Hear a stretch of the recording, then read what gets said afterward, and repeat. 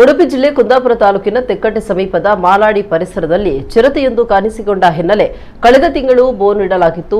ಬೋನಿಗೆ ಸುಮಾರು 2.5 ವರ್ಷದ ಹೆಣ್ಣು ಚಿರತೆ ಬಿದ್ದಿದೆ. ಮಾಲಾಡಿ ಶ್ರೀ ನಂದಿಕೇಶ್ವರ ದೇವಸ್ಥಾನ ಬಳಿಯ ತೋಟದಲ್ಲಿ ಚಿರತೆಯನ್ನು ಸೆರೆಹಿಡಿಯಲು ಬೋನು ಇಡಲಾಗಿತ್ತು. ಬೋನಿಟ್ಟು ಸಮೀಪ ನಾಯಿಯನ್ನ ಕಟ್ಟಲಾಗಿತ್ತು. ಇಂದು ಬೆಳಗ್ಗೆ ಚಿರತೆ ಬೋನಿಗೆ ಬಿದ್ದಿದೆ. ಈ ಪರಿಸರದಲ್ಲಿ ಅಂಗನವಾಡಿ ಶಾಲೆ ಹಾಗೂ ಮನೆಗಳಿದ್ದು, ಈ ಹಿಂದೆ ನಾಯಿ ಜಾನುವಾರು ಸಾಕು ಪ್ರಾಣಿಗಳ ಮೇಲೆ ಚಿರತೆ ದಾಳಿ ನಡೆಸಿತ್ತು. ಚಿರತೆಯನ್ನು ಸೆರೆಹಿಡಿಯಲು ಅರಣ್ಯ ಇಲಾಖೆ ಬೋನಿಟ್ಟು ಕಾರ್ಯಾಚರಣೆ ಕೈಗೊಂಡಿತು. 2018ರಿಂದ ಈವರೆಗೆ ಇದೇ ತೋಟದಲ್ಲಿ ಒಟ್ಟು 5 ಚಿರತೆಗಳನ್ನು ಸೆರೆ ಹಿಡಿಯಲಾಗಿದೆ.